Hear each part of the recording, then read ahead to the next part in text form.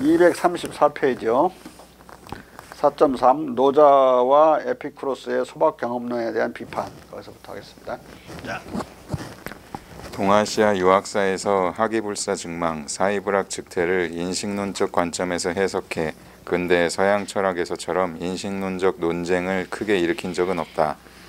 하지만 이 기준에 따라 감히 동아시아의 사상 조류를 분류하자면 노자 사상은 하기불사 증망의 소박 경험론 철학으로 분류될 수 있다. 노자는 백성을 사랑하고 나라를 다스리는 데는 지식이 없어도 된다는 원칙에서 학식, 이론적 지식에 대한 목매를 추구했다.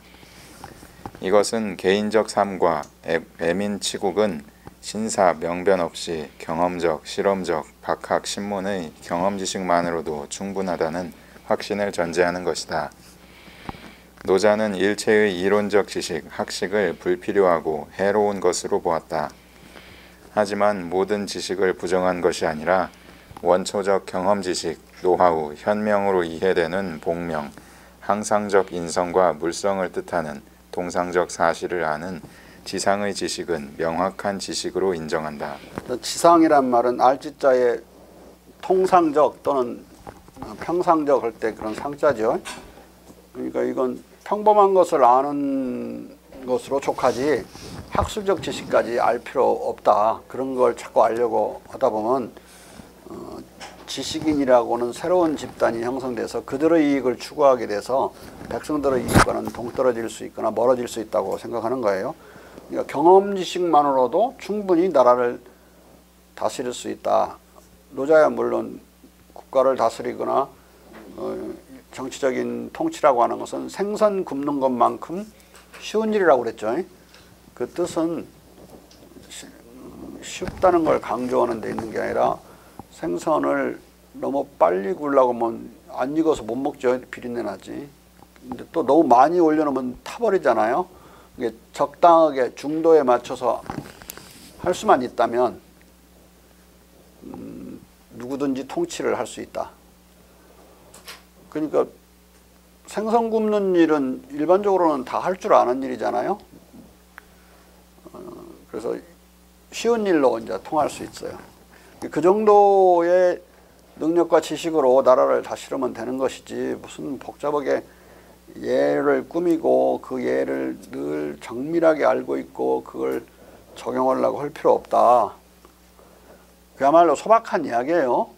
그런데 이제 문제는 아는 인간이 아는 것은 한계가 있고 우리가 알지 못하고도 돌아가는 것들이 있고 어떻게 소화가 되는지 우리 몸 그런 것조차도 모르잖아요.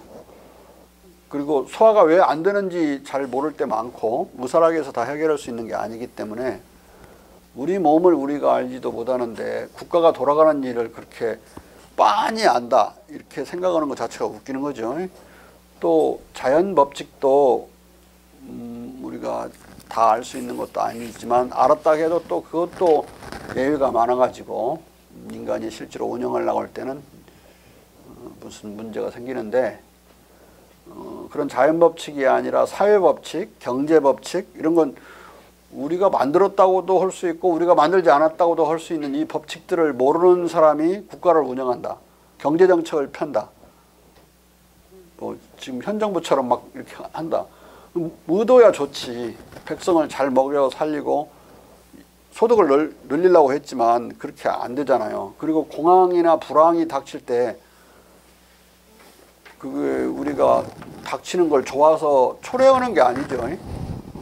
안 왔으면 좋겠는데 안 오게 만드는 많은 대항 조치들을 경제정책을 하는데도 불강력적으로 오고 불황이 닥쳐서 막 4, 5년씩 고생을 하고 이렇게 된단 말이에요. 그러니까 사실 복잡한 사회로 갈수록 단순한 지식을 가지고 경험 지식을 가지고는 국가를 운영할 수가 없어요. 그 법칙을 알 때까지 경제학을 공부해야 되고 경제학을 안다고 해서 그 경제를 잘하는 사람이 나라를 다스릴 수 있느냐? 그건 또 아니에요. 경제를 잘하는 사람은 경제 전문가일 뿐이지 나라를 다스리는 사람은 아니죠. 나라를 다스리는 사람이 경제 전문가 말을 들어서 여러 가지 적절한 균형 속에서 그걸 조치를 할 수 있을 때 전문가는 군자는 전문가가 아니라고 공자가 그랬죠. 그러면은 전문가도 못 되는 자다 그런 뜻은 아니고 전문가 이상의 사람이다. 이 군자란 군자는 여기서 정치가를 말하는데 정치가는 전문가를 넘어서야 된다. 그러면 스페셜리스트 또는 엑스퍼트가 전문가인데 반대말은 제너럴리스트죠. 모든 걸 다 알되 경험으로까지 알되 자세히 아는 건 없어도 대충 다 일반적으로 아는 거죠. 그래서 그 분야를 책임지게 되면 그 전문가를 적어도 운영할 줄은 알아야 돼. 어떤 사람은 전문 역량 여기에 필요하다 이런 걸 판단할 수 있어야 되고 저기에 필요하다 그런 건 필요 없다 이건 판단할 수 있어야 되니까 군자불기라는 말, 군자는 그릇이 아니다. 군자는 전문가가 아니라는 공자의 말을 더 깊이 이해를 하면 군자는 그런 종합 지식인이어야 된다. 그런 제너럴리스트 해야 된다 이런 뜻이에요. 그리고 그것이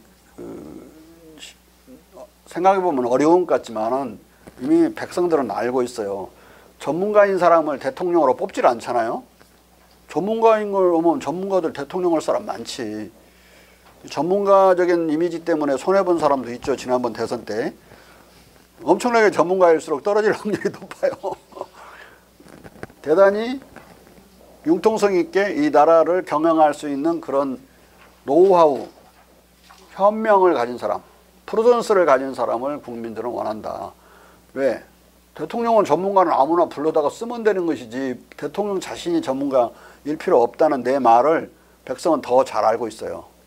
백성이 뭐 철학을 공부해서 잘하는 게 아니라 본능적으로 융통성 없어 보이는데 너무 전문가 아니야? 그 분야는 잘하겠네. 토지 전문가, 뭐 부동산 전문가 그 분야는 잘하겠지. 부동산만 잘하려다가 나머지 부분 다 망치는 그런 사람이어서는 안 된다는 말이죠. 그러니까 사실 이 노자의 이 말은 너무 소박한 거예요. 그래서 소박 경험론자라고 부를 수 있는데 특히 경험적 지식만으로 나라를 다스릴 수 있다고 하고 있기 때문에 그리고 가급적이면 우리는 학술적 지식에서는 계속 목매하자. 일부러 막 목매해져야 되는 거야. 몰라야 되는 거야. 오히려 그런 거 이제 이 누구를 공격하는 거냐면 주로 이제 공자를 공격하는 내용으로 많이 이 구절들을 많이 인용해요. 그런데 꼭 그렇지는 않다. 그리고 이 사람은 그냥 최소한으로 정치를 하는 최소 정치에 있기 때문에 나머지는 무의자연, 인위적인 정치를 하지 않으면 저절로 정치는 굴러가서 지가 될 것이다.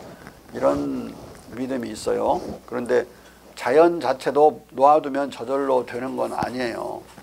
자연도 지금 그 자연 상태에서 우리가 그냥 자연에 의존해서 살았다면 멸종을 면치 못했을 거예요. 우리가 나름대로 자연을 통제하고 또 자연을 가꾸기도 하고 그렇게 해서 많은 씨앗들도 보존될 수도 있었고 또 새로운 품종을 우리가 개량을 해서 풍요롭게 만든 측면도 있다고. 가령 뭐 달걀을 한 달에 하나씩 낳는 그런 닭이었는데 그 매일 낳을 수 있게 그 닭들을 기르고 품종을 개량해 왔다면 달걀이 많아지는 거죠. 그래서 그 풍요로워져서 사람이 먹든 뭐 다른 동물이 먹든 간에 먹고 살 수 있게 많이 만들었고 인간과 공생관계에 들어온 모든 식물과 동물은 지구상에서 자연 상태에서보다도 훨씬 더 번창해 있다. 지금 전 세계의 소가 자연 상태에서 소가 들소로 뛰어놀면서 컸을 때 그 숫자보다 한 몇십 배 많아요. 우리가 그걸 한꺼번에 잡아먹지 않잖아요. 기르다가 필요한 만큼만 잡아먹기 때문에 소도 우리에게 기여를 하고 우리도 소를 기르는 식으로 소에 기여해서 소의 종이 엄청나게 번식해 있고 쌀, 나락 이런 것도 마찬가지야. 원래 자연 상태에서 나락은 산도 비슷한 거였는데 이 물에서 자라지도 않았어요. 산에서 자랐다고. 어쩌다 하나씩 한 포기씩 있는 거였단 말이야. 근데 지금 뭐 논에다가 열 맞춰가지고 쭉 줄지어서 전 세계적으로 갈고 있기 때문에 인간과 결합하면서 공생에 들어가면서 나락은 전 세계적으로 확산된 거죠. 그러면 지금은 그런 능력, 그런 농업 능력을 가지고 농업만 하는 게 아니라 우리는 자연이 지금 완전히 많이 파괴되어 가고 있기 때문에 자연을 가꿔야 될 시대가 온 거예요. 그러니까 자연을 파밍을 해야 되는, 농사지어야 되는, 그래야 자연이 보존되지. 사람 못 들어가게 딱 막고 있는 당에서 자연이 그 안에서, 자연도 스스로를 엄청나게 파괴해요. 그 파괴하는 걸 막아줘야 되고, 하천도 범람을 막아줘야 되고, 싹 무슨 식물들을 쓸어 내려가지 못하게. 그리고 화산도 엄청나게 터지고 그러는데, 화산재가 식물 자라지 못하게 하거든요. 그런 것들을 최소화시키고 뭐 물로 씻어내줘야지. 그 식물들 입에 떨어지면 그냥 고사해 버려요. 물로 씻어내줘야 된다고 해요. 이런 식으로 해서 무의자연이 아니라 대부분 무의하도록 놔도 돼. 그래도 10%나 얼마만큼은 인간의 다스림이 필요한 것이다. 공자는 무의치라고 그랬어요. 노자는 무의자연이고 두 개를 구분할 줄 알아야 된다. 물론 어거지를 쓰지 말아야 된다는 뜻. 무의는 노자와 공자가 공유하는데 전혀 쓰지 않아야 된다고 보면 무의자연으로 가는 거예요. 근데 최소한의 다스림이 개입을 해야 된다고 보는 거. 자연이든 사회든 그건 이제 공자의 사상이고, 이 하늘과 땅의 운행을 인간이 도와줘야 되는 측면이 있다. 자연 그 자체는, 또는 천연 그 자체는 100% 완전하지 않다는 게 공자의 생각이고 극동아시아의 전통 사상이에요. 하늘은 인간보다 무한히 유리한 그런 존재자지만 완벽한 건 아니에요. 100%. 절대자는 아니다. 절대자라는 관념은 서양에서 들은 것이지 우리에게는 없는 관념이에요. 하늘도 어쩔 수 없는 것이 있기 때문에 인간이 그걸 도와서 100을 만들어가지고 100%를 만들어서 잘 천인상조, 하늘과 인간이 서로 도와서 천지의 운행을 순조롭게 만드는 거. 그게 기본 사상이에요. 물론 하늘이 여는 몫이 거의 90이나 뭐 99에 가깝고 인간이 여는 건 1%나 10% 정도 되겠지만은 그 도움이 없이는 안 된다. 안 그렇다면은 인간이 어떻게 품종 개량을 해가지고 자연에서 자연 선택을 통해서 진화한다면 수십만 년이나 수만 년 걸릴 것을 우리는 수천 년 내에 개량을 해왔잖아요. 자연 품종을 개량해서 새로운 품종을 만들었다는 것은 필요해서 만든 거니까, 어떤 자연적 필요에 의해서 만든 거니까 자연을 도와준 거죠. 천지를 도와준 거라고. 태어날 때부터 장애인으로 태어나는 사람도 있잖아요. 뭐 이런데 째져서 태어난 사람도 있고 막 그래요. 어렸을 때는 이 째보라고 그래서 이런 사람 많았는데 지금은 태어나자마자 바로 수술해버려요. 그러니까 째보인 사람이 한 명도 없지. 지금은. 그러니까 자연적으로 결함 있게 태어난 걸 사람이 고치는 거니까 사람이 도와줘야 온전해지는 것도 많이 있다. 무의자연이라는 말도 너무 소박한 것이다. 자연을 너무 소박하게 믿는 거죠. 자연도 불완전한 측면이 있기 때문에 인간의 긍정적이고 적극적인 도움이 필요한 거예요. 자, 이렇게 보면서 읽으면은 왜 이게 소박한지를 알게 돼, 이 노자가. 자. 이 지상은 오늘날 상식이나 다름없는 것이다. 노자는 이 지상의 앓을 제외하고 기타 모든 지식을 배격한 무지몽매를 이상으로 삼았다. 대도가 없어지니 인의가 있게 되고 지혜가 나오니 큰 거짓이 있게 되었다. 따라서 옛날에 도를 잘했던 사람들은 백성들을 명철하게 만들지 않고 어리석게 만들었다. 백성이 다스리기 어려운 것은 그 지혜가 많기 때문이다. 그러므로 지혜로 나라를 다스리는 것은 나라의 적해고 지혜로 나라를 다스리지 않는 것은 나라의 복이다.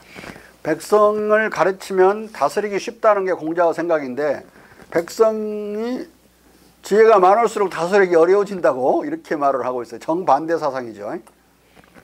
여기서 지혜는 거의 학술적인 지식, 그 능력을 가리킨다고 봐야 돼요. 자. 따라서 성스러움을 끊고 지혜를 버리면 백성의 이익이 100배가 될 것이다. 또한 학식을 끊으면 근심이 없다. 속인들은 밝고 밝은데 나홀로 어둡고 어두우며 속인들은 살피고 살피는데 나홀로 몽매하고 몽매하다. 이게 좋은 것이다 이 말이죠. 자, 어떤 것은 적당한 수준에서 배우면 실무를 처리하는데 상당히 완전하게 처리할 수 있는 능력을 갖출 수가 있어요. 우리가 학교에서 배우는 과목들도 많이 그런 측면들이 있다. 법학 같은 건 석사학위 정도 받으면 법을 운영할 수 있어요. 그건 기술에 해당되는 부분이니까. 사회학도 사회복지나 이런 것들 관련해서는 사회복지사 자격은 석사 정도만 따도 할 수가 있어요. 근데 반식자 우환이라고 정치학이나 역사학이나 이런 인문 사회과학 관련된 것 중에 철학적 성격이 높은 과목들은 석사학위, 학사는 말할 것도 없고 석사학위 따고도 아무 소용없다. 그 선무당 사람 잡는다고 이상한 소리 자꾸 하고 다니고 그렇게 된다고. 그 선무당 하나 있죠. 명성황후는 민비로 깎아내려야 되고 민비를 왜 그렇게 추앙하는지 시비 거는 자. 역사학을 모르면서 그것도 수년씩 해도 알기 어려운 그 구한말의 소용돌이 정치를 그렇게 경박하게 아무 과학성도 없이 또 백성의 여망하고도 배치되게 막 말을 짓거려대면 안 되는 거죠. 그 비극의 역사를 정면으로 들여다볼 용기도 없고 능력도 없는 자들은 국사에 대해서 뭐 국사책 몇 권 읽고 아무 말이나 늘어놓으면 안 되는 거죠.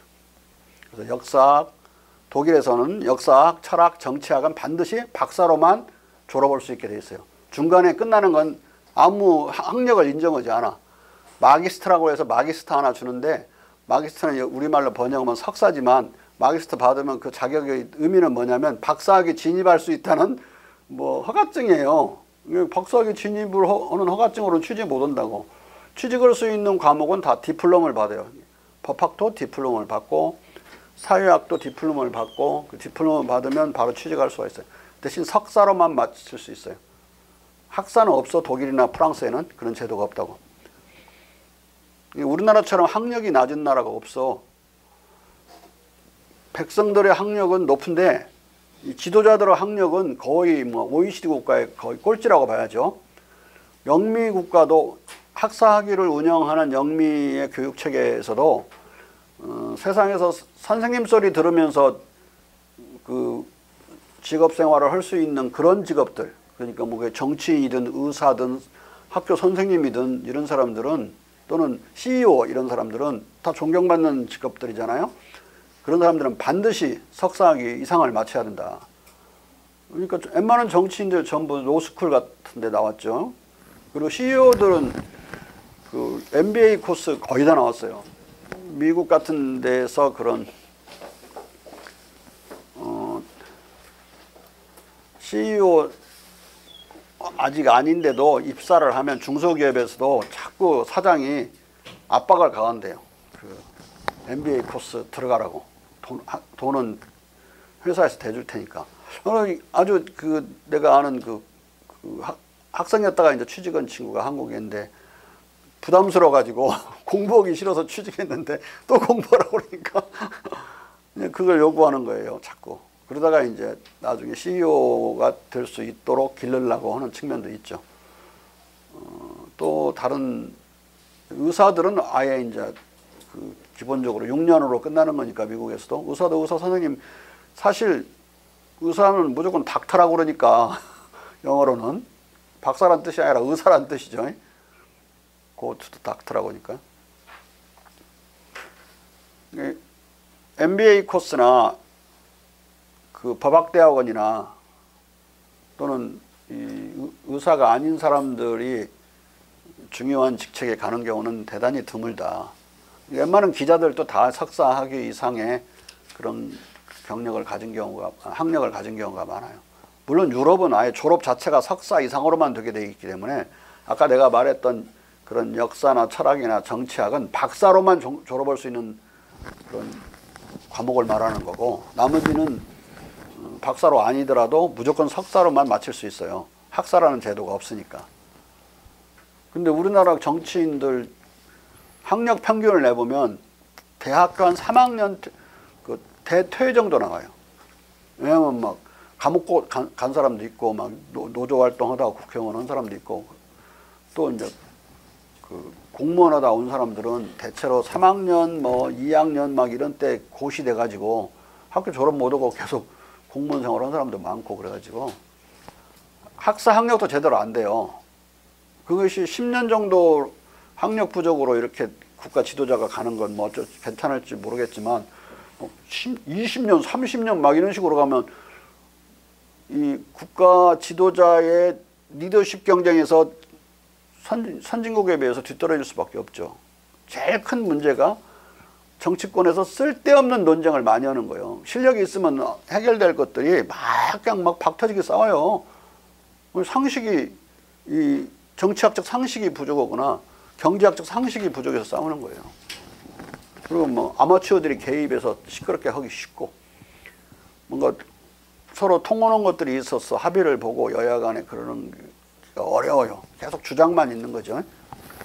그 경제 법칙을 파악한 사람은 별로 없고, 그리고 미래 예측을 할 수 있는 사람은 거의 부족한 상태에서 엄청나게 싸워요.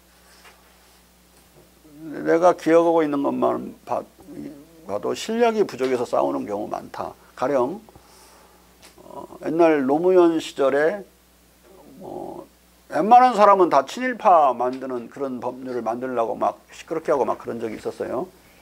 그런데 북한은 친일파 청산을 잘했고 중국도 잘했고, 근데 우리는 못했다. 우리 자괴감을 갖고 막 고치려고 하는 거예요, 무자비하게.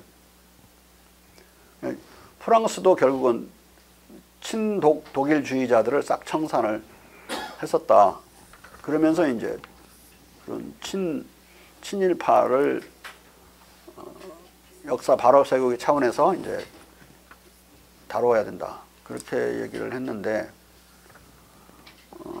실은 근데 세계사적으로 보면 그런 프랑스에서 독일에 협력한 사람을, 2차 세계대전 독일에 협력한 사람을 처단한 거나 중일전쟁 당시에 일본에 협력한 중국인들을 처벌한 거나 북한에서 한 거나 이런 게 성격이 달라요.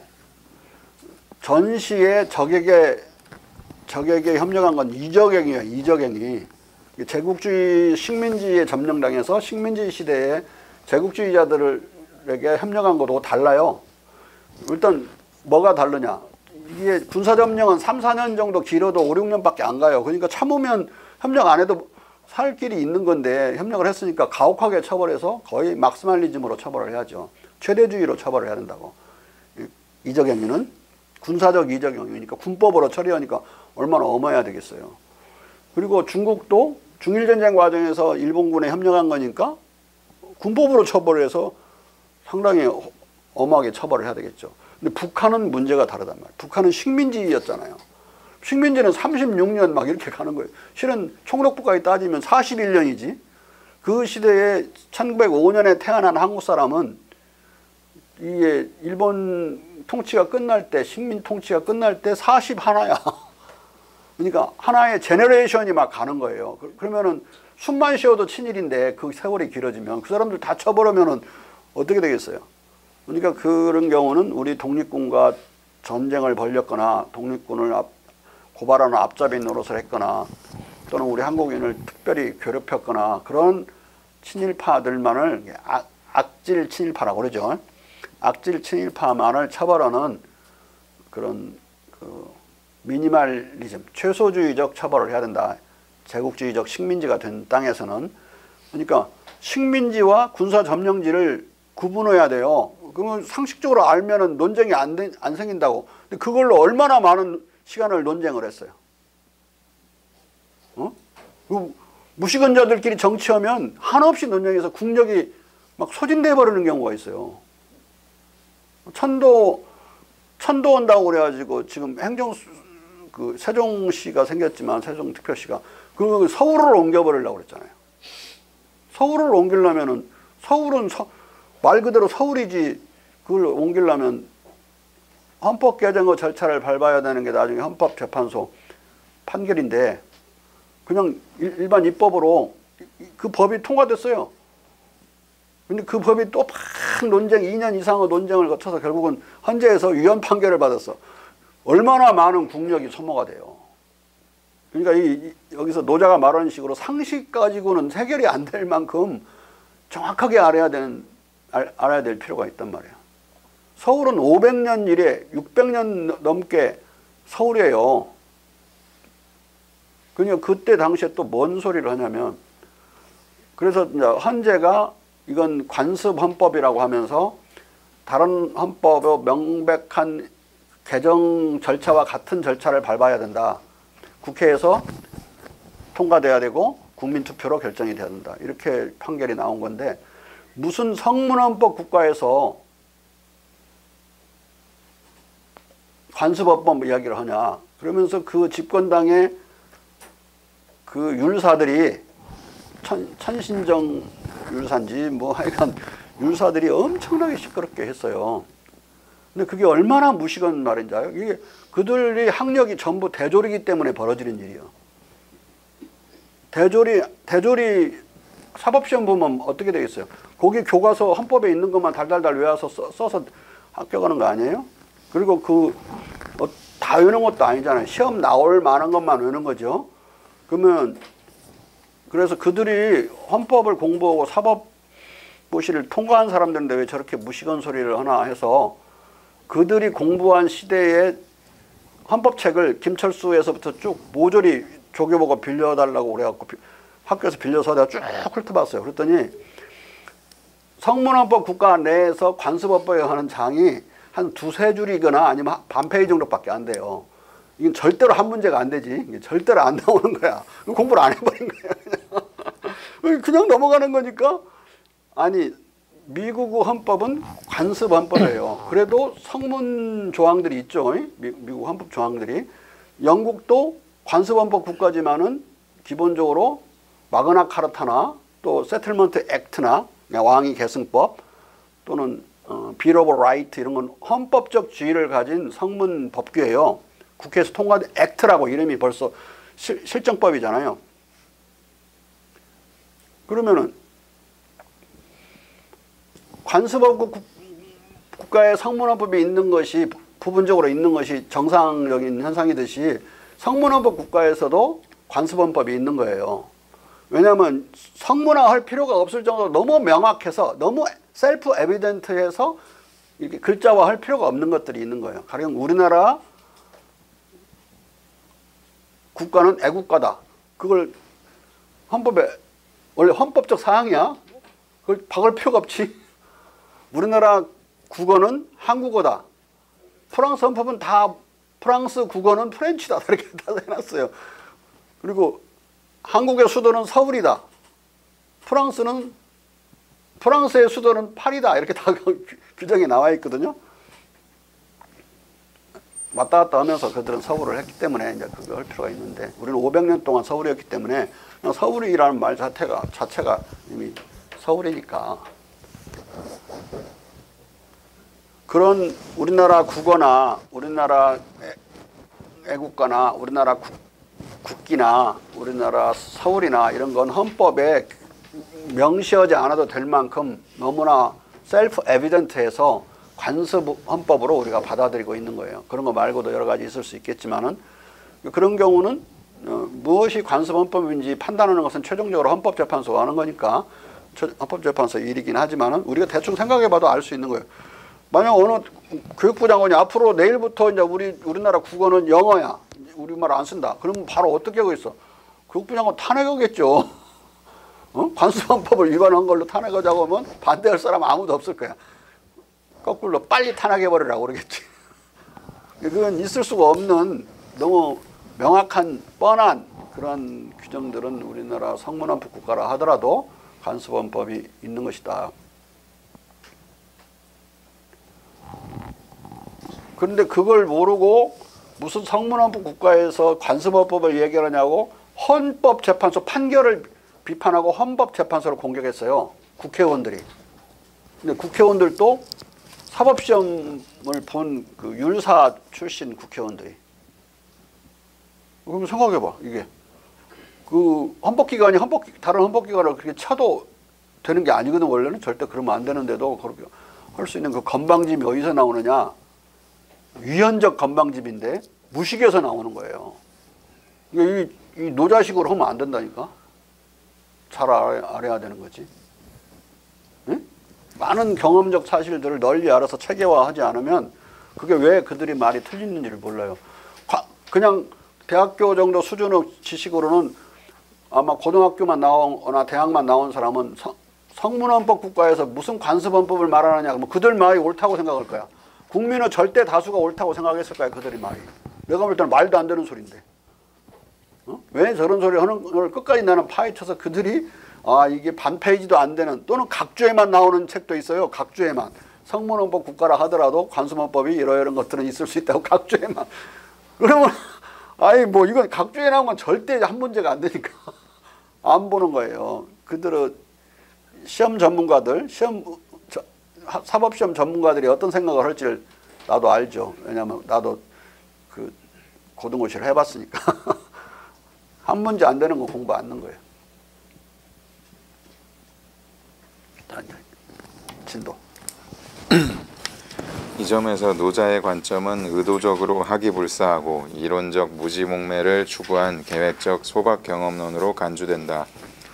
지혜, 지식을 학이사에 의해 달성되는 이론적 학식과 실천적 경험과 세월의 경륜에 의해 쌓이는 현명으로 구분한 공자의 분류법을 따를 때 노자는 이 현명만을 일체의 회의를 초월한 명지로 인정한 셈이다. 현명은 요새 말로 노하우이나 상식의 일종이다. 노하우나. 서양의 전통에서 노자처럼 학이불사의 경험 지식을 주장한 사례로는 에피쿠로스의 소박 경험론을 들 수 있다.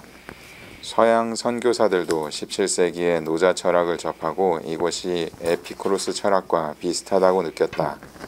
근데 이것은 내가 나중에서 알게 된 건데 나는 처음부터 에피쿠로스와 노자는 같은 생각이라고 나는 판단했어요. 근데 나중에 다른 데서 책을 읽다 보니까 17세기에 노자 철학을 처음 접했던 서양 철학자들도 나 같은 생각을 했더라고. 특히 니우호프라고 하는 네덜란드 사람인데요. 국가대표로 청나라 황제를 봤던 사람이야. 자.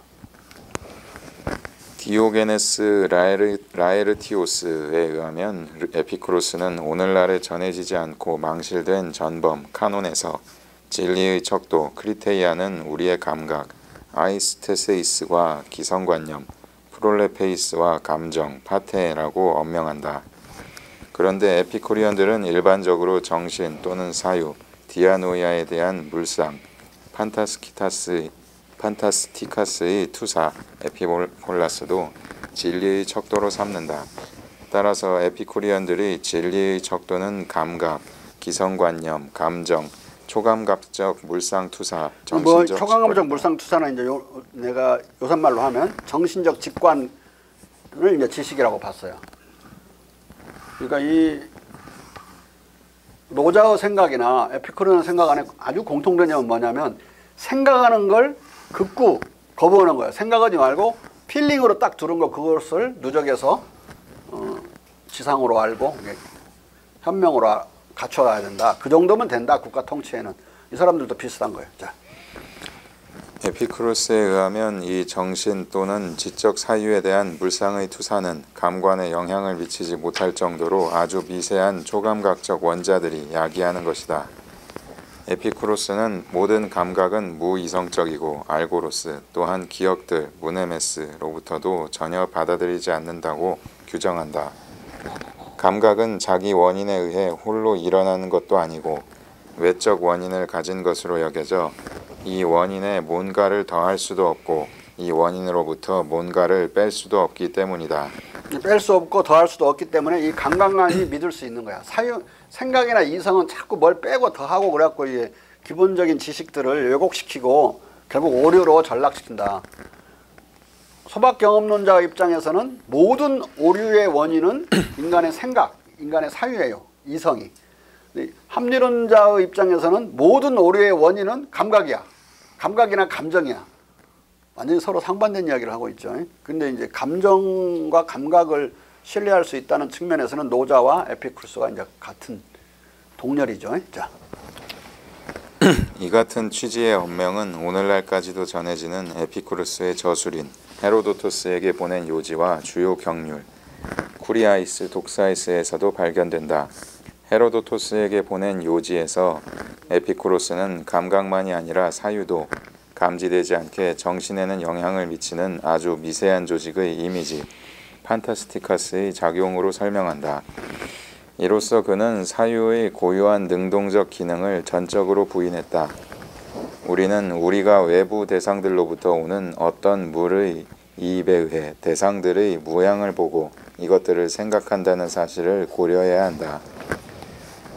에피쿠로스에 의하면 사물의 이미지 판타스티카스들은 지극히 빠른 속도로 운동한다.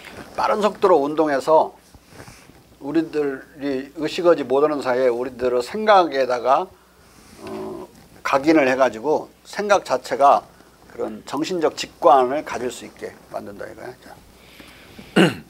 그것들은 빠른 동작으로 움직인다. 이것은 다시 그것들이 왜 단 하나의 지속적 대상의 현상을 현시하고 감각에 충격을 가할 때 대상 속에서 그것들이 가진 상호적 내부 결합을 간직하는지를 설명해 준다. 이때 이 충격은 그것들의 출처인 단단한 대상 내부의 원자들의 진동에 기인한다. 그리고 정신이나 감각기관과의 직접 접촉에 의해 우리가 추진하는 모든 현시는 현시되는 모양이나 다른 속성들이다. 현시된 이 모양은 단단한 사물의 모양이고 그것은 전체로서의 이미지의 긴밀한 결합성이나 이미지의 부분들의 단순한 잔여에 기인한다. 허위와 오류는 언제나 사실이 기다릴 때 의견의 강요, 즉 그 사실성이 나중에 확인되지 않는, 심지어 모순되는 모순의 부재의 확인에 달려있다. 현시된 정신적 상과 연관이 있지만 이 상과 판명하게 다른 우리 내부의 일정한 움직임을 따르는 것, 이것이 오류의 원인이다. 외부 지향성을 강조하는 거고 우리 내부를 지향해서 우리에서 만들어내는 오류에 빠져든다는 이야기야. 그러니까 대단히 소박 단순한 경험론이죠. 외부로부터 오는 것만을 중시하니까. 그리고 꿈과 공상을 포함한 어떤 형태의 재현이든 재현은 다 어떤 식으로든 실제에 상응한다. 사실 우리가 꿈속에서 받아들이든 지성의 다른 상념들에 의해 받아들이든 또는 다른 기준에 의해 받아들이든 지성이 거울처럼 반영하는 재현은 직접 지각된 이런 종류의 대상들이 존재하지 않는다면 우리가 실제적이고 참된 것으로 부를 대상을 닮을 수 없다. 그리고 다른 한편 오류는 우리가 모종의 다른 운동, 즉 직접적 재현이지만 저 재현적인 것을 넘어가는 것과 관련된 지성의 일종의 주도를 받아들이지 않는다면 일어날 수 없다. 재현을 산출하는 직접적 지각과 관련되지만 이 재현을 뛰어넘는 지성의 이 상념들은 개인적 사유의 특유한 작용으로 인해 증명에 의해 확인되지 않거나 증명에 의해 부정될 때 오류를 산출하지만 확인되거나 증명에 의해 부정되지 않을 때 진리를 산출한다. 에피쿠로스도 공자처럼 재현을 뛰어넘는 지성의 주도, 즉 사이불학 또는 부지이작을 오류의 원천으로 보고 있다. 여기까지는 공통돼요. 그러므로 에피쿠로스는 우리가 감각의 명백한 명증성에 기초한 척도를 부정하거나 거짓을 참인양 주장함으로써 이 모든 일들을 다시 내던지지 않으려면 이 견해를 우리는 밀착해서 고수해야 한다고 말한다. 다시 목소리나 소리 또는 소음을 방사하거나 어떤 방식으로든 듣는 감각을 산출하는 대상이 사람이든 사물이든 대상으로부터 어떤 흐름이 올 때 듣기가 일어난다.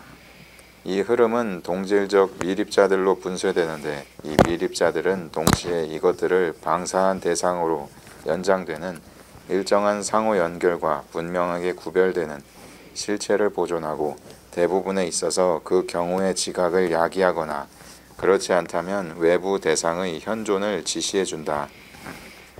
이처럼 에피쿠로스는 사유의 독자적 기능, 주도를 오류의 원천으로 봄으로써 감각, 기성관념, 감정, 사유에 대한 초감각적인 원자적 물상의 투사만을 진리의 척도로 본다.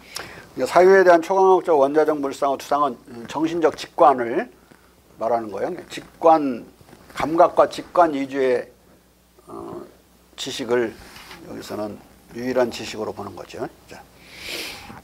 에피쿠로스는 학식의 구성에 기여하는 일반화, 공자의 사유로서의 신사명변, 이리관지의 서술 등의 사유의 역할마저도 부정하고 외부로부터 받아들이는 감각적 지각과 대상적 원인들을 진리의 절대적 기준으로 보고 모든 인상과 모든 지식이 외부에서 온다는 전관념, 전인상 외래설의 소박 경험론을 고수한다. 이런 까닭에 에피쿠로스와 에피쿠리언들은 사유의 역할을 거의 전적으로 부정하고 플라톤과 아리스토텔레스가 가장 중시한 변증론, 논증을 피상적인 것으로 보고 거부한다. 사유는 무조건적으로 오류 또는 그릇된 판단의 원인이다. 그러니까 이 사유로만 주로 운영해서 진리나 답을 끌어내는 수학을 엄청나게 깔봐요. 이 에피쿠리언 학파에서는 수학을 우습게 한다. 자. 에피쿠로스가 사유의 역할을 인정하는 것은 아는 것에서 모르는 것을 도출하는 간단한 추론 기능뿐이다. 이때도 사유는 감각에 의거한다. 물체들의 실존은 도처에서 감각 자체에 의해 입증되고 이성이 알려진 것으로부터 알려지지 않은 것을 추론하려고 시도할 때 의존하는 것도 감각이다. 한편 추론이라는 것은 생각의 기능인데 이 추론할 때도 결국 감각에 의존한다. 그런 거니까 감각의 중요성을 계속 강조하고 있는 거죠. 이건 뭐 공자도 마찬가지. 사실의 논리를 따라야지 사유의 논리를 따르면 안 되죠. 그런데 이 추론의 기능은 인정을 해야 된다 이 말이에요. 또 체계화하는 것도 추론이 아니라 추론 이상을 넘어가면 체계화죠. 체계화할 때도 인간이 사유 인식 능력을 인정해 줘야죠. 자. 한편 에피쿠로스가 진리의 척도로서 열거하는 기성관념과 사유에 대한 원자적 물상, 이미지의 투사는 그 의미와 양자의 관계가 애매하다. 라에르티오스는 일단 기성관념을 다음과 같이 설명한다. 에피쿠리언들이 말하는 기성관념, 프롤레페이스는 우리 안에 축적된 이해, 바른 의견 또는 바른 사념, 즉 보편적 상념, 카톨릭엔 노에신을 뜻한다. 그것은 가령 이러저러한 사물은 사람이다라는 식으로 종종 현시되는 외부 대상의 기억, 회상이다. 왜냐하면 사람이라는 낱말이 발언되자마자 우리는 감각들의 사전작용에 의해 보유하게 된 기성관념에 의해 사람의 모습을 지각하기 때문이다. 그렇다면 이와 같이 온갖 어휘들이 우리 안에서 일깨우는 첫 번째 관념은 바른 것이다. 실로 우리는 우리가 추적하고 있는 것을 미리 알지 않았다면 이것을 탐색할 수 없을 것이다.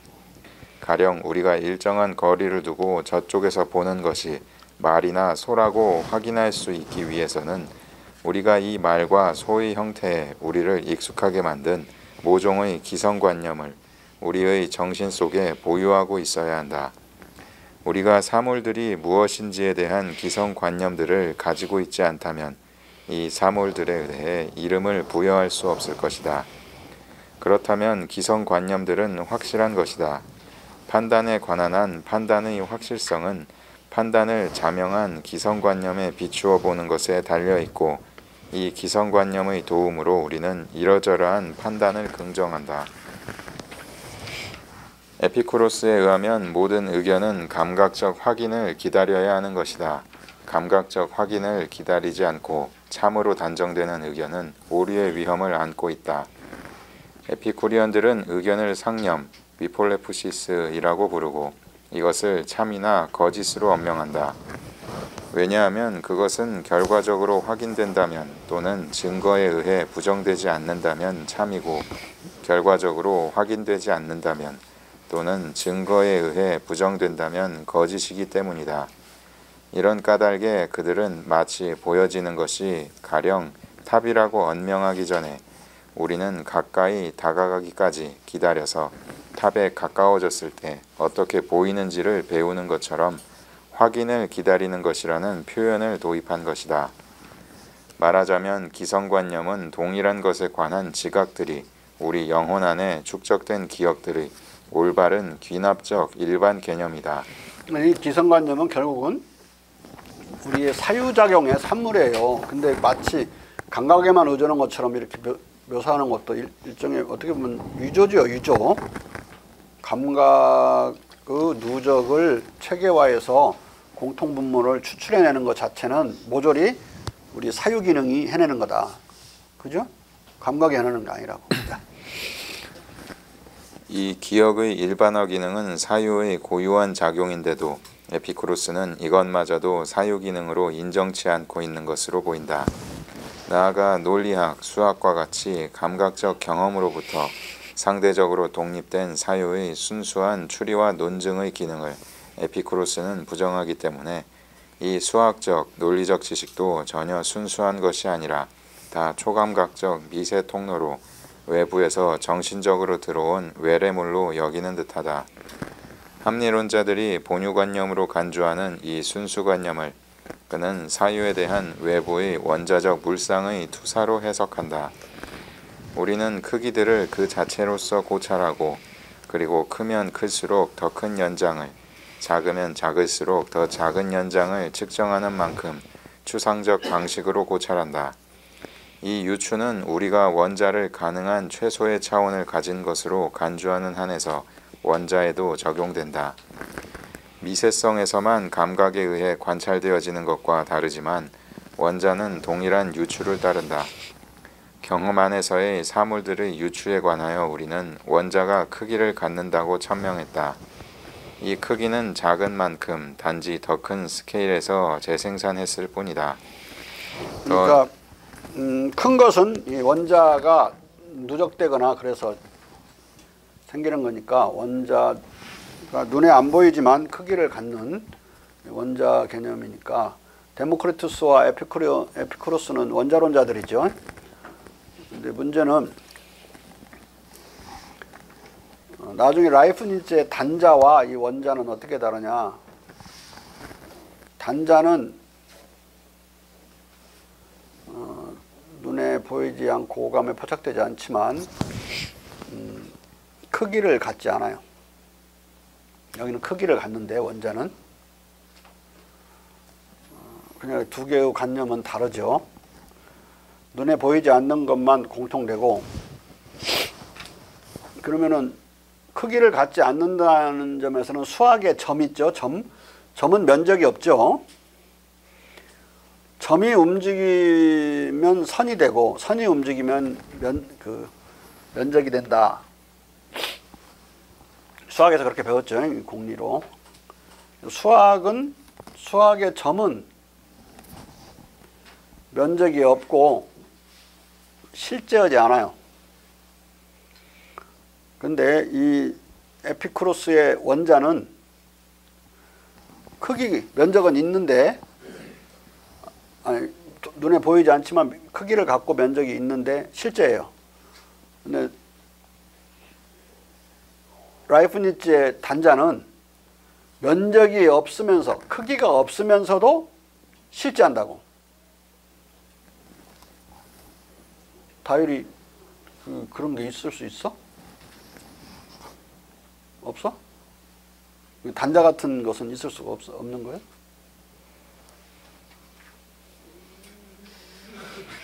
크기도 없으면서 이것이 실제.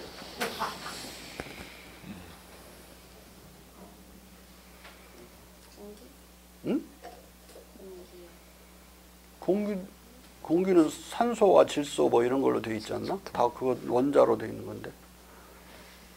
크기가 있지. 우리가 못 본다 해서 크기가 없는 건 아니지. 우리가 보지 못할 만큼 작은 크기지. 원자론자들이 정리할 때 그렇게 더 이상 나눌 수 없는 아톰이라는 말에 아는 할 수 없다 또는 무라는 뜻이고 톰은 나눈다는 뜻이니까 나눌 수 없는 인디비저블이죠. 그러니까 벌써 이제 라이프니츠에 오게 되면 단계가 한 단계 높아져 가지고 포스를 단자라고 부른 거예요. 힘은 크기가 없다고, 면적이 없어요. 힘은. 단자로는 동양의 기론, 동양을 좋아했고 동양에서 많이 배운 사람이기 때문에 기론을 단자라는 개념으로, 모나드라는 말은 히라버지만 원자라는 말을 피해서 사이킥 포인트, 영혼적 점이라고 그랬는데 이 점은 크기가 없지만 면적이 없지만 실제하는 점인 거야. 힘을 한번 느낄 수 있죠. 직접 힘에 닿지 않고도 힘은 전달될 수 있는 것이라서 S극과 S극은 서로 밀어내고 S극과 N극은 서로 당기고 이게 거리가 딱 닿지 않아도 그렇게 작용을 하죠. 우리가 힘이라는 것이 직접 그 물건을 닿지 않으면 모든 물건들은 힘으로 되어 있는데 물건에 꼭 닿아야만 죽는 게 아니죠. 힘에 부닥치면 죽어요. 사람 누우라고 놓고 거기다 널빤지 깔아놓고 거기서 큰 암석을 떨어뜨리면 안 죽나? 안 닿습니까? 그 암석의 무게에 의해서 죽는 거죠. 그러니까 그 힘들은 물질이 될 수도 있고 물질은 다시 힘이 될 수도 있어요. E는 이퀄 mc 자성은 아인슈타인의 공식은 그걸 나타내 주는 건데 에너지는 질량 곱하기 소리의 속도의 자성이야. 어마어마한 에너지가 나오는데 에너지하고 질량이 서로 상호 교호될 수 있다는 거. 앞에서 우리가 기론을 계속 배웠죠. 그다음에 기를 가르쳐서 그 사람은 단자라고 불렀다가 앞에서 또 배웠었는데 여기서 지금 원자와 어떻게 다른가만 구분해 주려고 하는 거예요. 이 원자는 실제 하는데 우리가 눈에 보이지 않아서 그러지 눈에 보이지 않을 만큼 작은 면적을 갖는다. 원자는. 근데 힘은 아예 면적이 없죠. 면적이 없고 특별한 경우에만 물질로 바뀌어요. 그거는 이제 주역에서는 어떤 경우에 바뀌느냐. 정화될 때. 기가 정화가 되면 물질이 된다.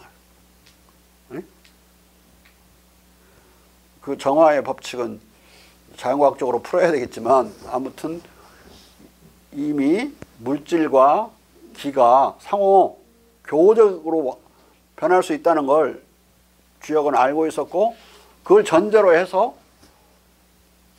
상호 감응론을 핀 거예요. 상호 감응론이 없으면 주역의 모든 효들은 작용을 못하죠. 서로 뭐 초효가 삼효와 응하니 화응하지 않니 하응하니 뭐 이런 걸 말할 수가 없게 되죠. 감응관계가 대단히 중요한데 주역에서는 그건 이미 그 기들끼리에 서로 밀어내냐 당기느냐 이런 음양의 법칙을 말하고 있는 거예요.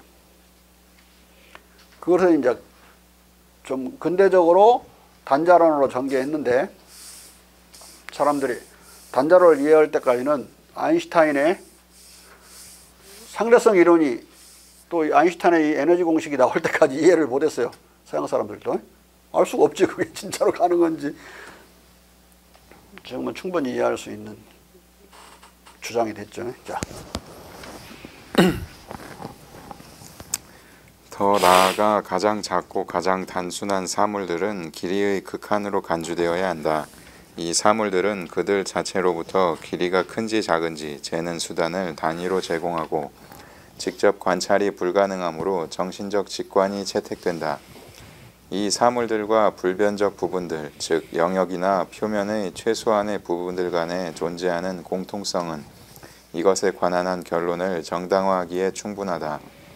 따라서 직접 지각을 넘어 이성에 의해 생각될 수 있는 미세한 시간에도 원자들이 지속적으로 운동할 것이라는 상정, 즉 정신적 직관의 상정은 목전의 이 경우, 즉 감각적 지각의 경우에 적용되지 않기 때문에 우리의 전범은 두 가지로 정식화된다. 감각에 의한 직접 지각과 정신에 의한 직접 인식만이 불변적으로 참이다. 초감각적인 미세 원자들. 자, 우리 오감에 의해서 포착되지 않을 만큼 작은 원자를 인정하려면 결국은 정신적 어떤 인식이 가능하다고 인정을 해야 되겠죠. 이 감각적 지각으로만 아니라 감각적 지각으로 되는 것은 다 인식하고 감각적 지각으로 인지할 수 없을 정도로 작은 원자는 어떻게 되느냐. 결국 정신적 상정으로 알아야 되는 거죠. 그래서 정신적 지각을 인정하는 거 두 가지인데 이 사람들이 원자와 분자를 구분을 했을까? 이 데모크리투스나 이 에피쿠루스가 그 시대에 원자와 분자가 어떻게 다른지 다 알고 있죠. 그리고 이 시대에 이걸 구분을 했을까? 응?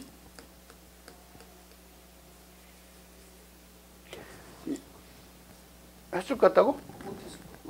왜 앞에 보면 그걸 알 수가 있어요. 그 원자는 아무리 작더라도 그걸 누적시키면 큰 것과 실은 공통성을 갖는다고 그랬는데 분자를 원자로 생각하고 있다는 걸 알 수가 있어요. NaCl은 소금의 이제 분자인데 그것이 아주 작으면 NaCl도 너무 작으면 안 보이죠. 소금 분자는 우리가 물에 녹아 있는 소금 분자를 본 적이 없잖아. 결정체가 돼야만 우리가 보니까. 그렇지만 물에 녹아 있는 소금이든 결정체의 소금이든 우리가 짜게 느끼는 점에서는 공통되죠. 근데 너무 이게 묽어지면 짠 건지 맹물인지 뭐 구분 못할 정도까지 묽어지면 이제 우리가 감각으로 포착할 수 없죠. 그래서 그래도 좀 미지한 물, 조금 짠 것 같기도 하고 안 짠 것 같기도 하고 그것을 계속 증발시키면 자꾸 진해져서 짜지겠죠. 결국은 이제 알게 되는 것이지만은 이런 말이야 지금 이 사람은. 그러면 이건 분자를 생각하고 있다고 봐야 돼요. 근데 원자는 우리가 알죠. NA와 CL이 염소 원자와 나트륨 원자가 이렇게 분해돼 버리면 이건 성격이 완전히 달라져 가지고 그걸 누적시킨다고 해가지고 소금이 짠 소금 맛이 나는 게 아니죠. 이들이 파악한 원자라는 말로서 파악한 것은 실은 따져보면 분자라고 봐야 된다. 응? 이게 원자론이 아니라 분자론이라고. 에피쿠로스 데모크리투스의 원자론이 아니라 분자론. 자. 초감각적인 미세원자들의 직접 투사에 의한 정신적 직관, 즉 이 정신적 직관 인식은 직접 인식은 플라톤의 신비스러운 윤회설적 상기설적 본유관념론을 쳐부수려다가 이처럼 상기설보다 더 신비스러운 이론으로 전락하고 있다. 이 플라톤의 상기설은 우리가 태어날 때 이데아라고 하는 그런 관념들을 가지고 태어났는데 이제 망각을 하죠. 잊어버리는 거죠. 잊어버렸다가 가령 우리가 이거 적절치 않으니까 뭐 책이라는 이데아를 가지고 태어났는데 이데아를 잊어버렸어요. 망각했어. 근데 진짜 이제 비슷한 경험적인 책을 보면 원형 책을 그때서 상기해 가지고 딱 아구가 맞으니까 그때 인식이 발생한다고 봤어요. 상기설적 인식론이라고 그래. 그런데 언제 잊어버렸느냐, 어떻게 가지고 오느냐 이런 문제는 다 신화적으로 설명을 해요. 인간이 태어나기 전에는 이데아의 세계에서 살았어요. 이데아의 세계에서 이제 신화로 설명하는 거야. 살았는데 태어날 때 우리 영혼이 거쳐오는 과정 속에서 내태의 강을, 내태는 이제 망각이라는 뜻이야. 그 건너오는 동안에 황무지를 지나오면서 너무 목이 말아가지고 말라서 마려워서 그 내태의 강물을 먹어요. 그래서 그 망각의 강물을 먹어서 망각해버리는 거야, 이데아를. 그래서 이데아의 세계에서 살았다는 사실도 잊어버리고 개개의 이데아도 잊어버린 상태가 되는 거예요. 그걸 상기해내는 거, 그것이 인식 과정이야. 원래 자기가 가지고 있는 것을 다시 기억해내는 거죠. 그러니까 우리가 다 관념들을 지니고 있다고 전제하는 거죠. 그게 대전제야. 그걸 상기해내는 거라고. 그 비슷한 것은 불교에서 원래 있던 생각이죠. 불교는 그런 윤회설을 통해서 다시 태어날 때 그런 이전에 많은 관념들을 그런 유전자로 가지고 태어나는데 유전자 문제가 나오게 되면 이게 인식론 차원이 이미 아니에요. 진화론 차원이고, 진화론이면 진화 과정은 자체가 신의 과정이나 다름없이 옛날에는 생각했는데 다윈 이전에는 신이 만들어주는 줄 알았죠. 인간의 품종을. 근데 인간이 아까 개의 품종도 만들고 가축의 품종도 인간이 만드는 걸 보면 그 유사한 일이 자연에서도 벌어질 수 있다고 봤죠. 인간 선택에 의해서 많은 품종을 개량했어요. 그런 과정이 자연에서 벌어지면 새로운 품종이, 즉 새로운 유전자가 생겨날 수 있다. 그게 다윈의 생각이에요. 누적되면. 그래서 그 만들어진 종이 이제 또 계속 종을 낳고 이렇게 이제 진행될 수 있지만, 아무튼 간에 인간 스스로 과거에 인간의 유전자를 가지고 태어난다는 것은 인간으로서 최소한 공통적으로 가지고 있는 어떤 공포, 뭐에 대한, 뱀에 대한 공포 또는 벌레에 대한 공포, 벌레를 아는 어떤 이데아적인 어떤 걸 가지고 나온다는 이야기죠. 그렇게 설명하면은 맞아요. 그렇지만 그 인식론은 아니라 이거지. 그건 진화론이거나 아니면 종교야, 종교. 불교에서 그렇게 말하는 건 오케이야. 또 진화론에서 그렇게 말하는 건 오케이인데, 인식론에서 이런 관념이 상기돼서 이렇게 벌어진다는 건 종교적 또는 사회 생물학적 진화론을 인식론하고 혼동해버린 경우다. 이 플라톤이. 그래서 이 본유하는 관념, 그걸 본유관념이라고 그러는데, 원래 그 본유적 지식, 사물들에 대한 지식을 가지고 태어난다, 이런 말들은 그런 불교에서 말하는 윤회설, 또 진화론에서 말하는 그런 유전자적인 본래적인 지식, 유전자로 본래적인 지식을 가지고 있다는 걸 부정하면 과학이 아니에요. 지금 사람들도 다른 동물과 마찬가지로 본래적으로 가지고 있어야 될 생존에 관한 배우기 이전에 그런 지식과 능력을 가지고 있죠. 뭐 젖 빠는 걸 배워서 아나? 태어나자마자 빨죠. 무조건 파고들면서. 태어나자마자 헤엄칠 줄 알고, 물속에 들어가면 숨 끊을 줄 알아. 애기들. 옛날에 배가 침몰했을 때 애기들은 살아났잖아. 성인은 다 죽고 침몰해서. 숨을 딱 끊는 거야. 물속에 들어가면. 원래 그 태아 상태의 그 양수가 바닷물과 그 염도가 똑같잖아. 그 안에서 이렇게 숨을 안 쉬고 살았었기 때문에 물에 빠지면 그냥 숨을 안 쉬는 거야, 바로. 그러면서 헤엄을 막 쳐요. 젖빨듯이 헤엄을 쳐. 왜? 양수 속에서 헤엄치고 있었으니까. 이제 다른 예를 하나 들어주면, 우리나라의 멧돼지는 호랑이를 본 적이 없어요. 옛날에는 봤겠지만 호랑이를 본 적이 없는데, 멧돼지 새끼가 호랑이 울음소리를 보고 사지가 얼어버려. 듣고. 그러니까 본능적으로 천적을 인지하는 거야. 태어날 때부터 천적에 대한 지식을 가지고 나온다고 볼 수 있죠. 이런 유전자적 지식을 부정하지 않는다. 그리고 실험실에서만 자라는 그 비커 속에 들어있는 그 흰 쥐가 비커 안에다가 고양이 똥을 이렇게 좀 집어넣어놓잖아요. 절대 그쪽에 안 가. 그 본 적도 없는, 고양이 본 적도 없는 그 흰쥐가, 실험용 흰쥐가 사람이 길러서 그냥 뱃대로 내려온 건데도 그걸 냄새를 아는 거예요. 그냥 살 떨리는 거지. 그때에는 우리가 벌레와 뱀에 대해서 공포심을 갖듯이, 그 지식을 왜 모든 뱀에 대해서 인간이 공포심을 가냐? 독사에 대해서만 가지면 되지. 그건 시큐리티 안보의식이 아니죠. 유사한 것에도 일반적으로 만에 하나를 위해서 일단 자기 자신의 경각심을 갖도록 진화하는 것이지, 처음엔 딱 봐가지고 이게 독사인지 그냥 평범한 뱀인지 알 수가 없어요. 일단 경계를 하는 것으로 인간은 뱀 인식을 하는 거죠. 근데 이제 아까 말한 그런, 우리가 태어날 때부터 헤엄칠 줄 알고 그런 것과 좀 다른 게, 뱀에 대한 공포는 어떤 식으로인가 단 한 번이라도 경험을 해야 돼요. 남이 뱀을 피하고 무서워하는 꼴을 보든지, 자기가 한번 물려보든지, 근데 단 한 번의 경험으로 족해요. 단 한 번의 경험으로 뱀에 대한 지식이 완전히 활성화돼 버려요. 우리 유전적 또는 진화상의 지식이 활성화된다.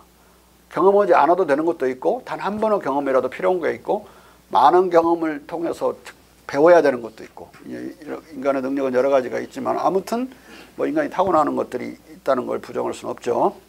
그렇지만은 그것을 인식론에 쓸 수는 없는 거다. 인식론 지금 사물을 앞에 있는 걸 인식하는 문제이기 때문에 여기서 플라톤은 완전히 카테고리얼 미스테이크를 하고 있는 거예요. 범주를 완전히 실수하고 있는 거죠. 그래서 그것도 그래서 신비적인 거고 신화로만 설명되는 건데 그것을 부순답시고 거꾸로 이 이상한 그 직접투사 정신에 대한 그 물상의 직접투사 이 말을 하니까 이제 더 헷갈리게 되는 거예요.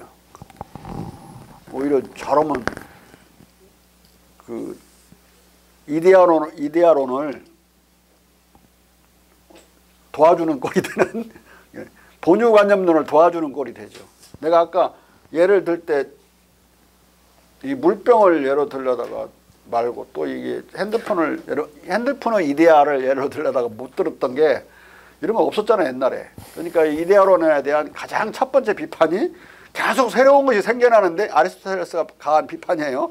계속 새로운 것이 생겨나는데 그 이데아가 그러면 있었냐 옛날 이데아 세계에 그렇게 비판한 게 첫 번째 비판이에요. 그러니까 새로운 것의 창조를 이런 핸드폰의 이데아가 있었느냐 이 플라스틱 물병의 이데아가 있었느냐 이 말에 대해서 플라톤은 할 말이 없을 것이다. 아리스토텔레스는 플라톤의 제자였지만 스승을 비판을 했죠. 여러분들도 다 비판은 돼요. 얼마든지 맞을 각오가 돼 있는데 근데 아리스토텔레스는 좀 비겁하니까 그렇게는 하지 말아요. 자. 원자에 근거한 정신적 직관론과 관련된 에피쿠로스의 주장의 핵심은 소위 본유관념이라는 것도 실은 우리의 영혼 속에 본유하는 것이 아니라 감각에 의해 포착되지 않는 외부의 미세한 원자들이 사유 속으로 이입한 것이라는 말이다. 자, 여기서 이해가 안 되죠. 근데 아무튼 신비스럽게 이 말을 계속 반복해서 주장해요. 우리가 상기설도 이해해 주는데 뭐 대충 이것도 이해해 줘야지. 플라톤의 상기설도 무지하게 신비스러운 거예요. 아예 설명 자체를 신화로 설명하니까. 응? 그러니까 이 불교와 힌두교의 윤회설이 없이는 플라톤의 상기설은 불가능하고 성립이 불가능해. 그러니까 불교와 힌두이즘이 없이는 플라톤과 소크라테스 플라톤 철학 자체가 붕괴돼 버려요 그냥. 응? 자. 종합하자면 에피쿠로스는 인간의 모든 관념들과 감각적 이미지들이 다 외부에서 왔고 사유의 역할은 거의 전무하다고 주장하는 셈이다. 그러나 상술했듯이 공자는 감각과 감정의 심상들이 인간의 영혼, 본성 속에 본유한다는 사실을 인정했을 뿐만 아니라 일반화, 순서정리, 서술적 이론화, 이리관지를 수행하는 사유의 필수적 역할도 인정했다. 공자의 이 서술적 경험론과 차별되는 에피쿠로스의 저 소박 경험론적 견해는 훗날 아이러니컬하게도 전인상, 관념 외래설을 주장하는 홉스의 절대 경험론과 복고적 합리론자 라이프니츠의 미사지각론적 본유관념론에 동시에 영향을 미친다. 그러니까 여기서 지금 물상이 정신에 가하는 이런 투사, 이 투사관념은 나중에 라이프니츠가 그대로 다시 활용해요. 그 다음에 이제 이 에피쿠로스의 이 소박 경험론은 그대로 홉스의 경험론이 된다. 그러니까 리바이아단이라는 책 첫 주제를 딱 열면 바로 에피쿠로스로 시작해요. 에피쿠로스를 인용하는 게 아니라 에피쿠로스 하는 말만 말하고 똑같아요. 다만 거기서 쓰는 것이 이데아가 아니라 아이디어가 아니라 thought란 말을 쓰죠. 인간의 모든 사유는 외부로부터 왔다 이렇게 시작하거든요. 인간의 사유가 외부로부터 왔다면 말도 안 되는 소리인데 인간의 사유는 우리 것이지 인간이 가지고 있는 사유 능력이지 어떻게 외부로부터 와요. 그러면 그 thought, 그 사유는 뭐냐? 관념이라는 뜻이죠. 관념, 전관념이 외부로부터 온 것이다. 일체 우리가 지어낸 것은 없는 것이다. 지어내면 그건 오류다. 그 점에서는 똑같죠. 기본적으로 에피큐리언이에요. 인식론상으로는 홉스는 에피큐리언이다. 이 에피쿠로스의 이 인식론을 알아두는 게 근대의 많은 정치 사상가들을 이해하는데 대단히 중요한 거예요. 이거 모르면 왜 홉스가 첫 장부터 그래가지고 홉스 뭐 전공해서 영국서 전공해서 왔다고 하는 박사를 봤더니 아무것도 모르더라고. 그러니까 그 뒤에 뭐 정치학적인 말만 하는 데만 읽었지 처음부터 읽지 않았거나 읽었더라도 이해를 못한 거지. 이 에피쿠로스를 했어야 이해를 한다. 자. 아무튼 에피쿠로스는 감각에 의한 직접 지각과 정신에 의한 직접 인식만을 불변적 참으로 맹신했기 때문에 노자처럼 모든 회의주의를 거부했고 모든 회의주의자들을 가혹하게 비판했다. 따라서 에피쿠로스와 에피쿠리언들은 지자는 단순한 회의가 아니라 교조를 엄명해야 한다는 견해를 공유했다. 자, 이런 식으로 따지면 에피쿠리언들도 교조주의자들이고 절대적 또는 인간의 사유의 지식만이 옳다고 생각하는 합리주의자들도 교조주의자들이에요. 그리고 노자도 소박경험론자로서 교조주의자고 결국은 자기만 옳다고 하게 될 거예요. 눈으로 본 거 외에는 믿지 말아라. 지상이면 상식이면 끝나지. 그 이상 하는 놈들은 다 너희들 속여먹으려고 뭔가 자꾸 변조하는 것이다. 엄청난 정치 불신을 야기하겠죠. 그런 식으로 사고한다면. 자. 그리하여 에피쿠로스는 감각적 지각과 원자의 정신적 투사만을 불변의 진리로 절대 맹신하는 자신의 입장을 일체의 의심과 회의를 초월한 주요 경륜로 교리화한다. 우리는 목적을 실제한다고 생각하고 우리의 의견을 감각적 경험과 일치시켜야 한다. 그렇지 않으면 삶의 모든 것은 불확실성과 혼돈으로 가득할 것이기 때문이다. 그러므로 그대가 그대의 모든 감각을 반박한다면 그대는 조회할 어떤 척도도 없을 것이고 심지어 그대가 거짓으로 엄명하는 저 판단들을 판단할 어떤 수단도 없을 것이다. 이 말 자체는 띄워놓고 보면 맞는 말이야. 플라톤을 향해서 또는 칸트를 향해서 어떤 합리주의자를 향해서도 맞는 말이에요. 계속 여기서 이제 다른 데로 나가니까 문제인 거죠. 자. 그리하여 그대가 단 하나의 감각적 경험이라도 절대적으로 부정하여 확인을 기다리는 의견과 감각이나 느낌 또는 지성에 대한 직관적 투사 속에 이미 현존하는 것을 구별하지 못한다면 그대는 그대의 근거 없는 의견으로 그대의 나머지 감각들도 혼돈 속으로 내던져 진리의 척도를 모조리 부정하게 될 것이다. 의견에 기초한 그대의 관념들로 그대가 확인할 필요 없는 감각적 현존 경험만이 아니라 확인을 기다리는 것까지도 성급하게 참된 것으로 긍정한다면 그대는 오류를 피할 수 없을 것이다. 왜냐하면 그대는 바른 의견과 틀린 의견을 판단할 때마다 완전한 애매모호성을 부양할 것이기 때문이다. 부양. 그걸 키운다 이 말이에요. 그러나 우리는 공자와 함께 인간적 인식 능력, 인간 본성에 예비된, 따라서 인간 본성에만 한정된 본유적 심상에 갇혀 지각하는 감각과 귀납적, 연역적 사유의 한계를 다각도에서 확인했다. 자, 앞에서 여러 가지 방면에서 확인을 했죠. 이것만을 100% 믿을 수 없다는 거, 감각만을. 또 사유도 그렇게 믿을 수 없다는 거. 자. 따라서 우리는 노자와 에피쿠로스의 소박 경험론의 신비적 진리 교조론, 소위 득도론을 조용히 멀리하고 공자의 근도론에 만족할 뿐이다. 자, 앞에서 우리는 회의가 아니라 교조를 엄명해야 된다. 이 말은 노자식으로 장자식으로 말하면 우리는 늘 근도가 아니라 득도를 말해야 된다. 이 말이나 똑같아요. 그게 100% 절대적으로 확실한 것만을 말해야지 무슨 거기서 스캡시스를 말하냐, 회의를 말하냐. 근데 공자는 거꾸로죠. 우리가 알 수 있는 만큼은 알지만 그 이상 인간의 능력을 넘어가거나 벗어나는 걸 인정해야 된다. 솔직하게. 안 그러면 오히려 오류에 빠진다. 교조는 오히려 오류의 다른 모습일 수가 있어요. 교조 자체가. 자. 한편 사이불학 즉태를 초래한 서양의 사조로는 감각과 감각적 경험을 격하하고 사변적 선의 이데아 또는 본유관념 및 이성적 직관, A는 A다 또는 A는 A이면서 비A일 수 없다는 식의 동일률, 모순율과 같은 제1원리에 대한 직관을 중시한 소크라테스, 플라톤, 아리스토텔레스 등의 고대 지성주의를 제1순위로 뽑아야 할 것이다. 여기서 이제 이데아 또는 본유관념을 중시한 건 소크라테스와 플라톤이고, 이성적 직관, A는 이꼴 A라는 사실은 이성적 직관으로서 너무 셀프 에비던트해서 자명해가지고 누구도 의심할 수 없을 것이다, 이렇게 이제 말한 건 아리스토텔레스를 말하는 거예요. 이게 진리의 씨앗이라고 그래서 여기서 계속 늘려가는 거예요. 일단 하나 더 늘리면 어떻게 돼요? A는 A면서 B일 수 없다, 이 말, 그리고 지식이 또 한번 늘어나죠. A는 BA가 아니다. 그 계속 다른 말로 바꿀 수가 있는데, 내가 볼 때는 지식이 하나도 느는 것도 아닌데 이 사람들 는다고 생각해. 동어 반복이 지나쳤는데. 자.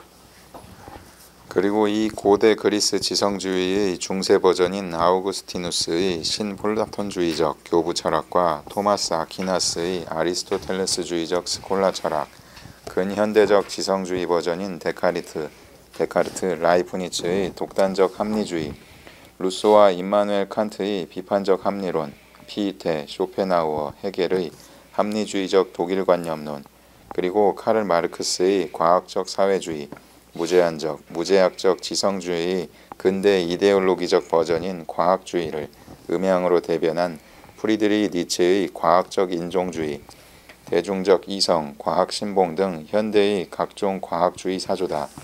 여기서 이제 이 사조들 안에서는 일체의 효의가 없어요. 있다면 방법론적 효의라는 것만 인정이 된다. 데카르트 경우에는 자기가 존재하는지를 의심하는 것으로부터 시작하죠. 나중에 확실한, 자기가 존재한다고 존재하는 것이 확실하다고 말하려고 방법상 자기를 의심해보는 걸로. 그러니까 결국은 효의는 다 없어지고 마는데 절대적 확신에 도달했다고 봐요. 나는 생각한다, 코로나는 존재한다, 그 태제로. 우리가 따져보니까 그렇지도 않았죠. 대단히 문제가 많은 태제가 그거였고, 바로 동시대에 존 로크는 나는 생각한다, 코로나는 존재한다는 말은 사람들의 존재를 확실하게 알 수 있는 게 말이 아니라 불확실하게 만들 수 있다. 그게 생각하지 않고 느끼기만 하는 베이비는, 또는 졸도 온 사람은 존재하지 않는 거냐, 이렇게 시비를 걸었다고 그랬죠. 다 느끼고 있고 감각으로는 움직인다고 한다면 나는 느낀다, 코로나로 존재한다가 맞다고 해서 태제를 완전히 수정해버리죠. 동시대에 벌어진 일이에요. 그렇다고 또 꼭 뭐 나는 느낀다, 코로나는 존재한다, 그게 또 옳은 것도 아니에요. 왜냐하면 그렇게 해서 나 자신을 알 수 있는 게 아니기 때문에. 공감으로만 자기 자신과 남의 자아를 알 수 있다고 그랬죠. 공감이라는 인간의 지각 능력이나 감각 능력을 이미 거론도 안 했는데 거기서 알 수 있는 것처럼 추정은 할 수 있죠. 추리는. 내가 어떤 사람을 보고 있는 나를 의심할 수는 없다. 그건 맞는 말이야. 왜? 그건 추리니까. 그렇지만 직관적으로 알 수 있는 건 아니다. 이중 루소와 칸트의 비판적 합리론은 경험론적 요소를 조금 수용했으나 그 근본은 역시 합리론이라는 점에서 굳이 경험론과 합리론의 비율을 따지자면 3대7 또는 2대8의 비율로 약간의 경험론을 혼합한 합리주의 철학, 하기불사와 사이불학의 단점만을 종합한 공허하고 위험한 절충주의 또는 경험론적 분식의 스콜라 철학으로 평가할 수 있다. 경험론적 분식의 스콜라 철학이란 이제 그 경험론적 화장을 좀 한 거죠. 꾸미기를 경험론적으로 꾸며놓고 실은 내용은 완전히 스콜라 철학의 재판이야. 훨씬 더 스콜라 철학의 재판이다. 이 칸트가 어떻게 보면 데카르트보다도 더 심하게 스콜라 철학이에요. 칸트가. 스콜라 철학을 잊어버린 지, 망각한 지 오래돼가지고 18세기 말 19세기 초에 이렇게 되면 벌써 스콜라 철학이 100년 가까이 단절돼요.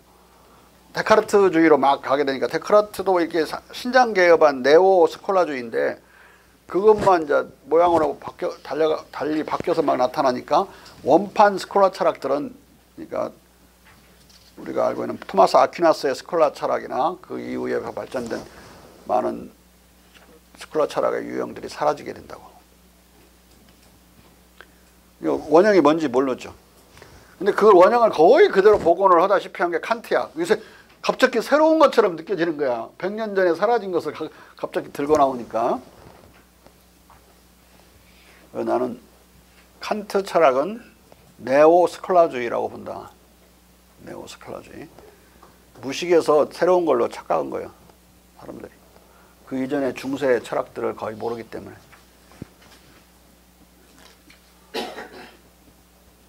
중세 철학을 요새 공부하면서 어떤 또 신학자들이나 철학자들은 중세 철학을 막 이렇게 수아레즈, 프란시스코 수아레즈나 그 조금 올라가서 로버트 벨라르민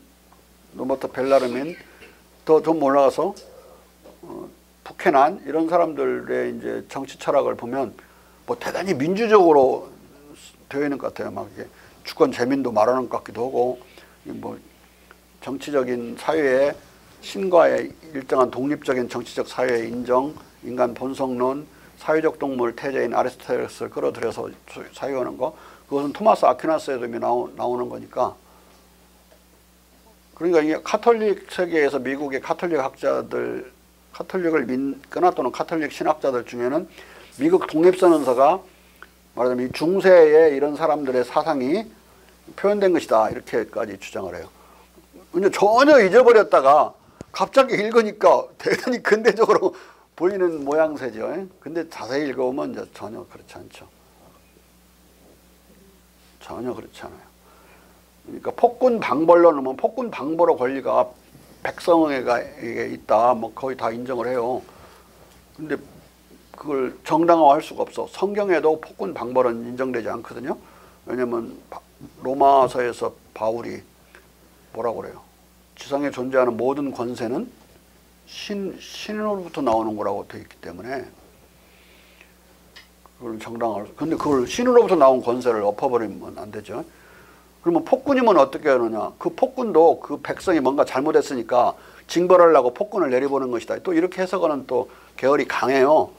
결국은 그게 정당화가 안 되니까 부캐넌 같은 경우는 스코틀랜드 역사 안에서 백성이 원래 왕을 선출하고 그랬던 것들이 있었다고 막 지어내요. 마치 이제 맹자 같은 소리를 막 하는 거야 거기서.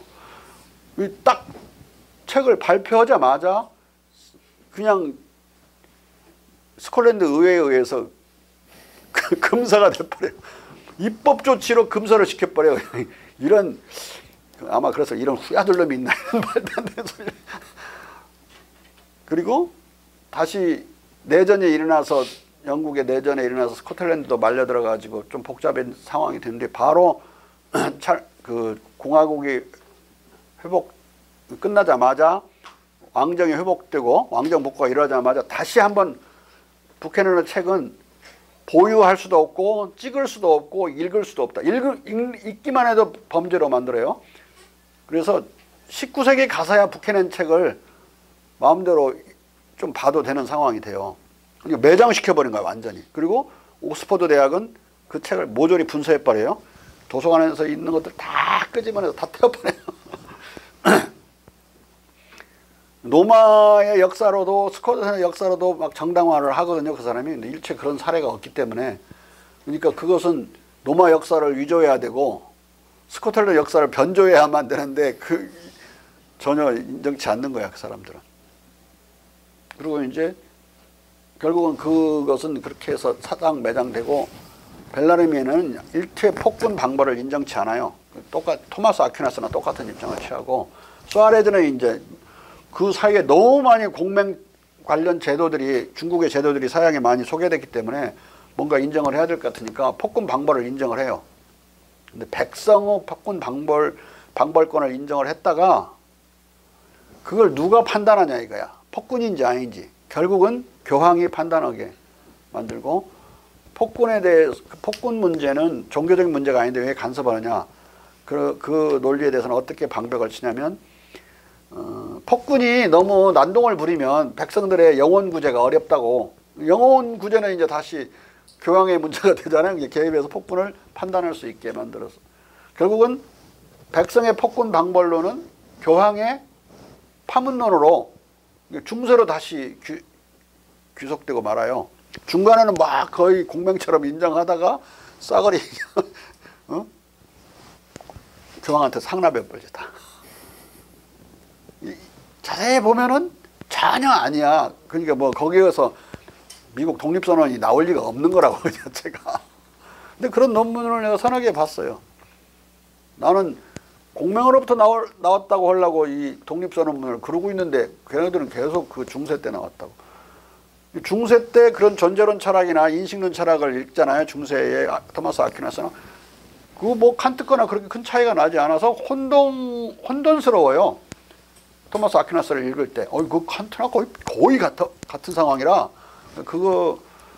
그런 점에서 나중에 100년 뒤에 그것도 토마스 아퀴나스는 13세기 스콜라 철학의 대부인데 칸트하고는 원형을 안 읽고 600년이 지난 뒤에 읽는 거니까 얼마나 새롭게 느껴지겠어요. 물론 신학자들은 많이 읽었겠지만 그건 세상의 빛을 볼 수 없는 상황이고 칸트만 그걸 알아서 갖다가 쓰고 있다면 일반 대학에서 가르친다면 신학대학이 아니라 그 일반 대학 엄청나게 프레시하고 아주 정말로 혁신적인 이노바티브한 철학처럼 느꼈을 것이다. 이건 뭐 똑같아요. 데카르트의 이런 나는 생각한다, 코로나는 존재한다 이런 것도 뭐 전혀 그 사람은 독창적인 생각이 아니에요. 이미 아우구스티누스가 교부 철학의 대부죠. 비조지. 나는 시 팔라로 숨. 내가 잘못 생각한다면 나는 존재하는 것이다. 잘못 생각하는 것도 생각하는 거잖아. 잘못 생각하고 있는 나를 부정할 수는 없기 때문에 시 팔라로 숨이 코기토 에르고 숨, 데카르트의 코기토 에르고 숨은 원형이에요 원래. 근데 이렇게 갖다 썼으면 각주를 달거나 아구스티누스한테 페이버를 줘야 되는데 전혀 그러지 않고 완전히 표절해서 써요. 완전한 표절이야 이건. 코기토 에르고 숨, 나는 생각한다, 코로나는 존재한다는 내가 실수한다면, 잘못 생각한다면 나는 존재하는 것이다 라는 아우구스티누스의 그 태제를 그대로 표절한 것이다. 표현만 좀 바꾼 거죠. 근데 거기서 사유하는 과정도 똑같아요. 그 아우구스티누스가. 뭔가 내가 꿈을 꿀 수도 있고 착각할 수도 있고 뭔가 내가 미스테이크 할 수도 있는데 그 미스테이크라 좋다 이거 다 미스테이크 했다고 쳐. 미스테이크 하고 있는 미스테이크는 싱킹을 하고 있는 나를 부정할 수는 없지 않느냐. 그리고 나는 존재하는 것이다. 상당히 복잡한 논리 과정이 이제 유사하게 방법소설에서 데카르트에서 반복되죠. 재현되는 거니까. 그 900년에 있었던 이 아우구스티누스의 그 논리 사고를 그 16세기 초에 데카르트가 써먹어요. 그러니까 한 700년 뒤에 표절한지도 몰라. 너무 오래돼갖고. 와, 이거 새롭다. 이거 엄청나게 소문이 나요. 방법소설이라는 책이 나오기도 전에 그런 식으로 지금 새로운 철학의 파운데이션을 찾아가고 있단다. 소문이 나갖고 이미 책이 나오기 전에 데카르트의 그 책은 유명해져요. 방법소설이라는 책은. 그러니까 얼마나 사람들이 그 원본을 읽지 않고 그 소수 사람들에 의해서만 독점되고 과점된 상황에서 그걸 읽을 수 있었던 그런 사람들이 이제 표절해서 훔쳐서 쓰는 거죠. 그러면 얼마나 새롭게 느꼈을 것인지 상상이 가죠. 지금이야 뭐 다 아고스티누스도 다 우리나라 말로 번역이 돼갖고 지금 거의 다 됐을 거예요. 막 그런 부분도 막 나와요. 그래서 그 시팔로로 숨도 나온다고. 토마스 아퀴나스도 거의 다 번역됐을 거라고. 다 거의 번역됐죠. 그러니까 그 누구 혼자 이렇게 갖고 있고 자기만 보고 조금씩 써먹고 그럴 수 있는 시대가 아니죠 지금은. 다만 너무 양이 많아가지고 아퀴나스나 아우구스티누스 책에 이 책에도 엄청나게 책이 많아요. 읽을 시간이 없지. 다 읽으면 이제 60대 60.